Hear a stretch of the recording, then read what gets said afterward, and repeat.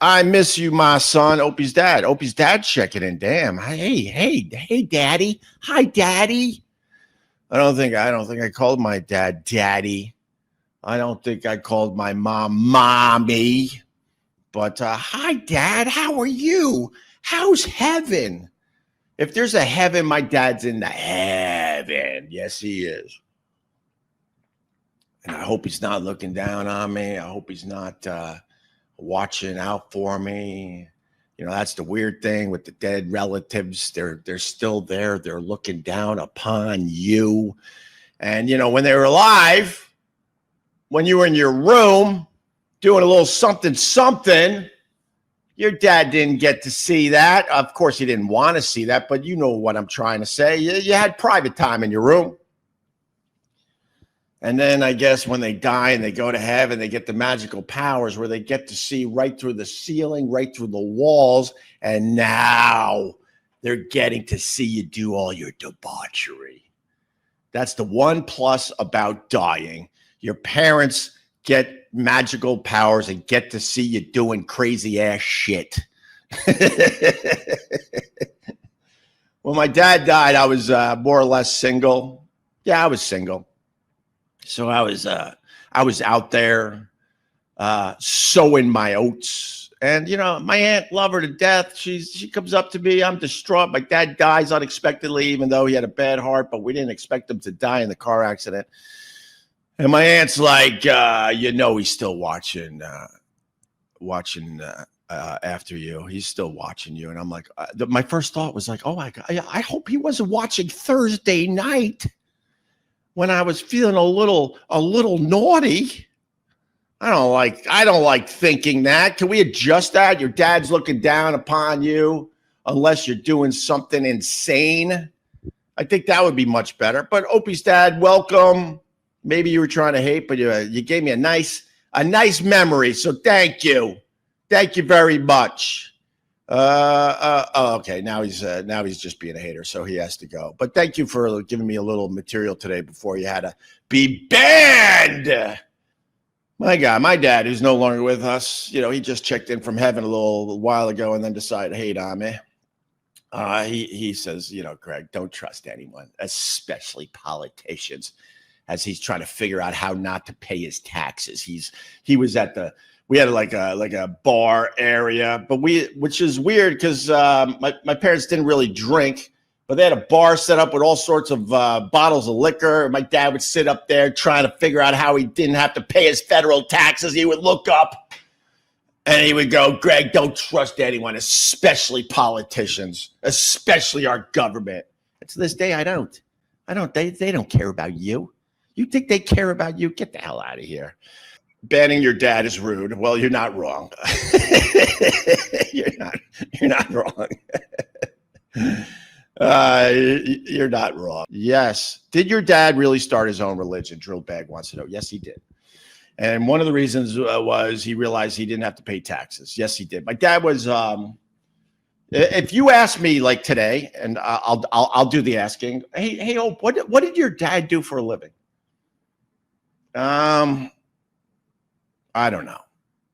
I know he sold insurance for a while. I know he was a big deal in the real estate world early on.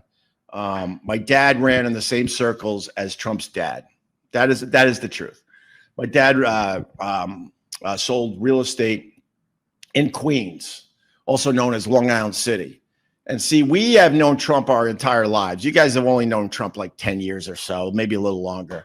But we've known him since we were tiny little kids. He was always this over-the-top personality. We all thought he was full of crap since we were very, very little. But he was a huge celebrity in New York. When we would come in from Long Island, we would go to Trump Tower, hoping to get a peek of the man. And this was way before he was a politician.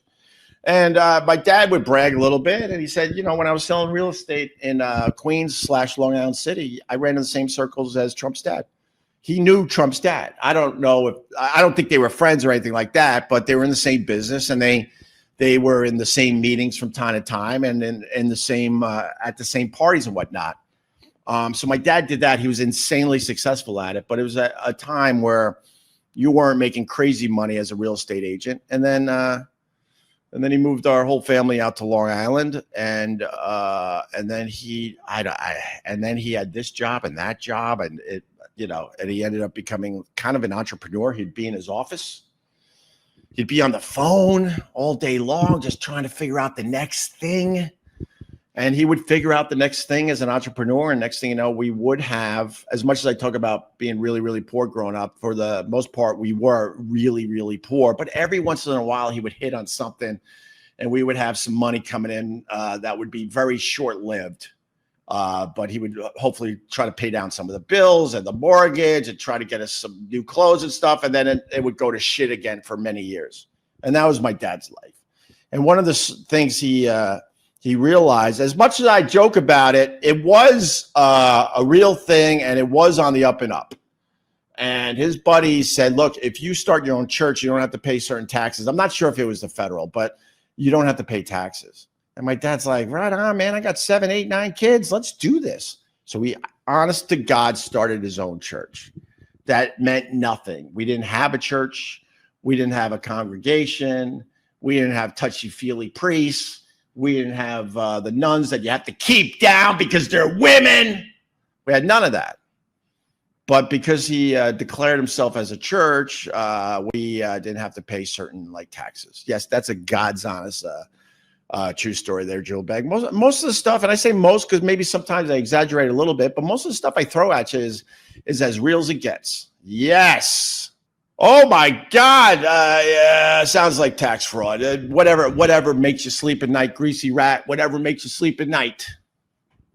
Who knows? Maybe there was a gray area, greasy rat. Maybe I'm just trying to tell you the truth here. Business and a boss that's a shithead. I know all of this is so depressing. I despise people like you because you're just insanely dishonest. I honestly have always despised dishonest people. Being honest in my career especially got me in a whole bunch of trouble. A whole bunch. But I tried as best I could to be as honest as I could. So people like you, I despise because you're just an insanely dishonest person. All right.